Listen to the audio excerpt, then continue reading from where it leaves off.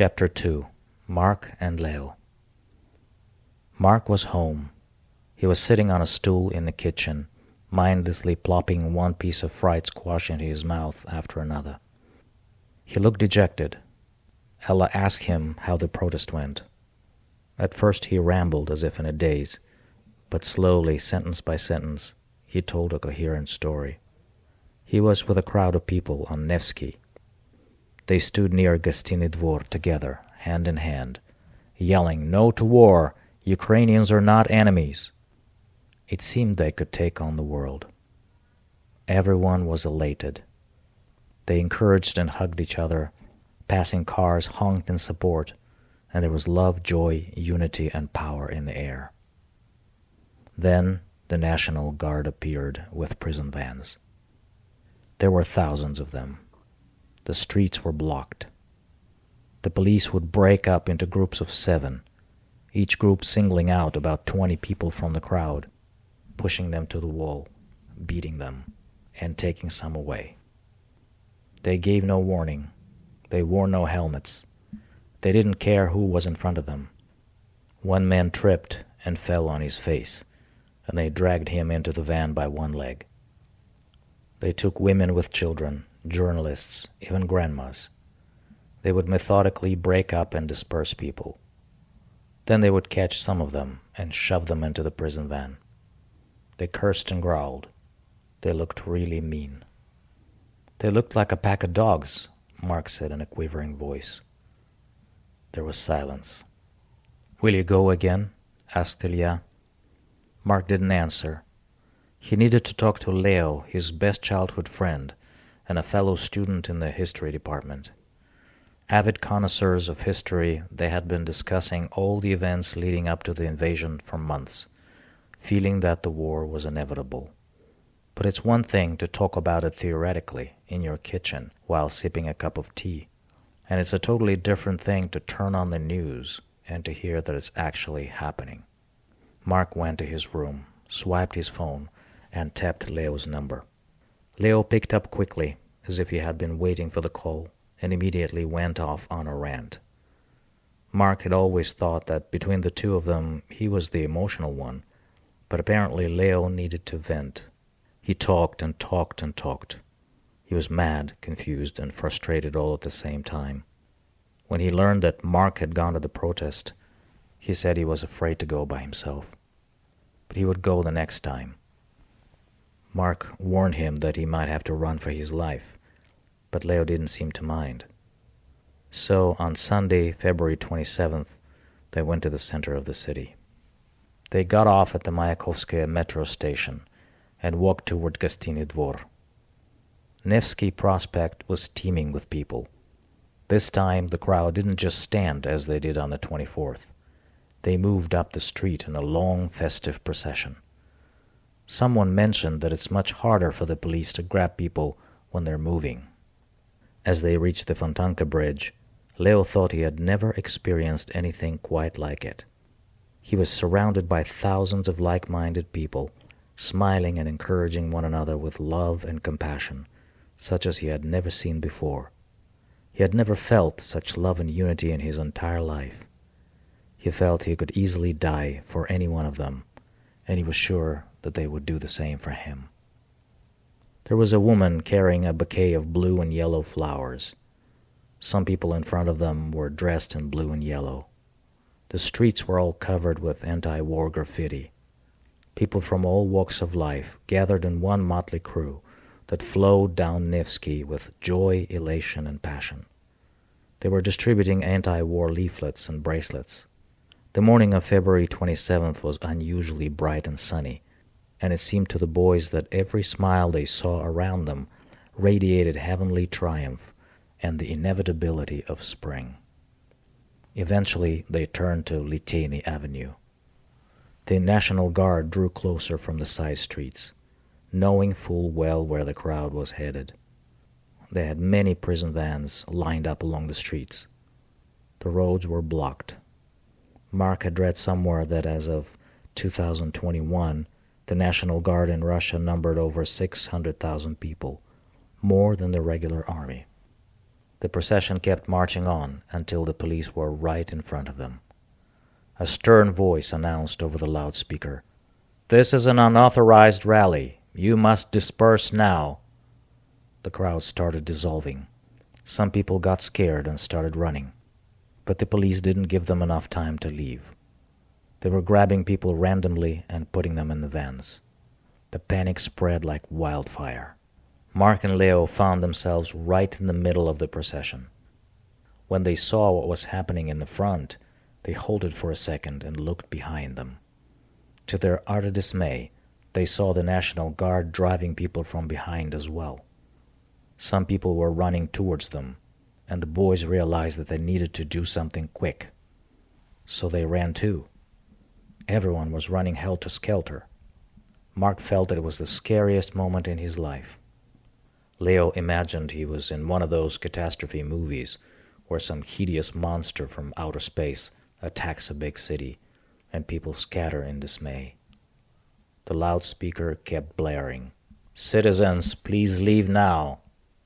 But the next moment Leo heard loud screams coming from the side of the street. Apparently people were trying to dodge the blows, but couldn't.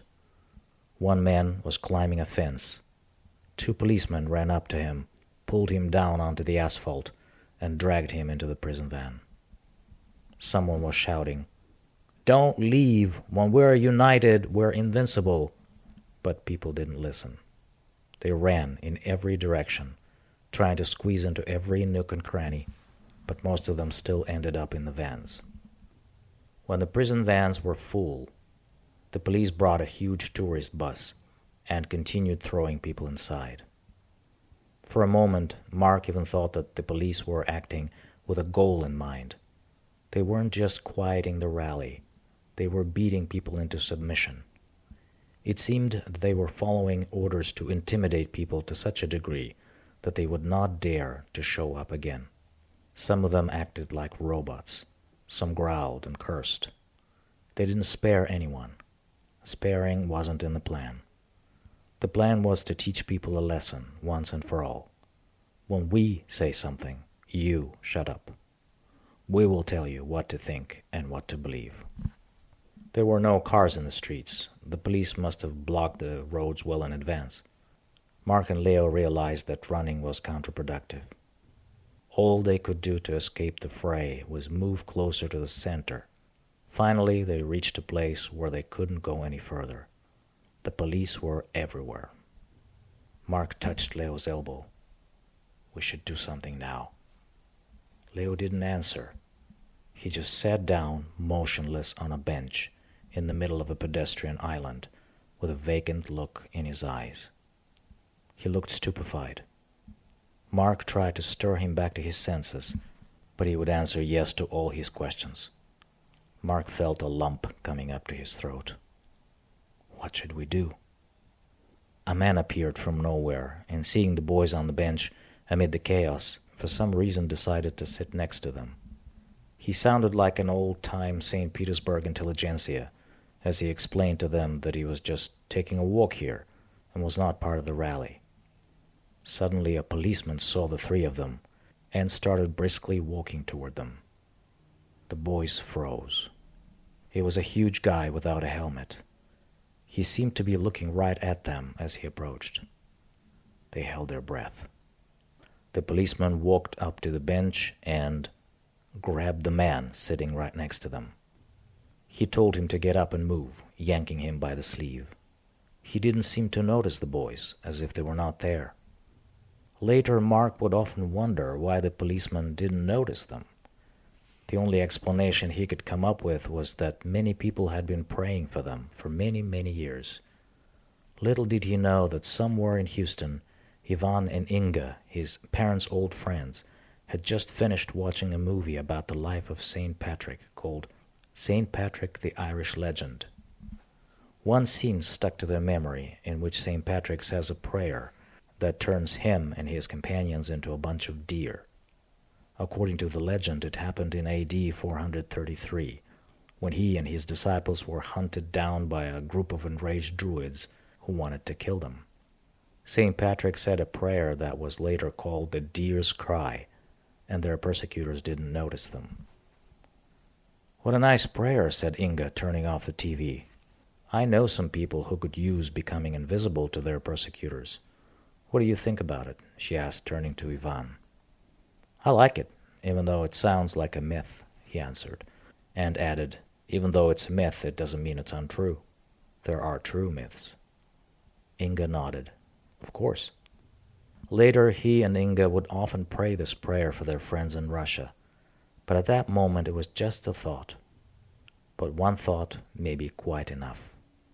"I arise today through the strength of heaven, light of the sun, splendor of fire, speed of lightning, swiftness of the wind, depth of the sea, stability of the earth, firmness of the rock." Leo and Mark arose from their bench. Leo came to his senses and was looking around intently. Finally he said, "See that arch over there leading into the side street?" "Yes." "I noticed that when they get busy with someone, they don't usually look behind. It's our chance. I think we can safely follow them from behind, heading towards the arch without being noticed." "Good idea," answered Mark, observing a policeman hauling a woman into the van without looking back. "Let's go," said Leo, and they ran. It worked. They sneaked right behind one policeman and started following him step by step all the way to the arch. At the right moment they veered into the side street. No one noticed. They ran, trying not to look back. In about 10 minutes they found themselves near the Chernyshevskaya metro station. Trying to catch his breath, Leo said, "I'm hungry." "Let's go eat," suggested Mark, and pointed to a Burger King nearby. They walked in, still panting, ordered a couple of burgers, sat by the window, and gobbled up the food as fast as they could. 15 minutes later they went out and headed toward the entrance to the metro. Hardly had they taken several steps when they heard some commotion from behind. They stopped and looked back.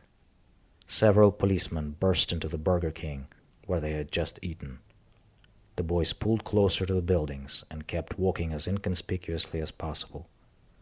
Half a minute later, they were inside the metro station. Casting a quick glance at the Burger King, they saw the police pushing people through the doors and dragging them toward the prison van. How do they know if any of these people were at the rally? "They just punish every 10th one in the group to intimidate the rest," replied Leo, stepping onto the escalator.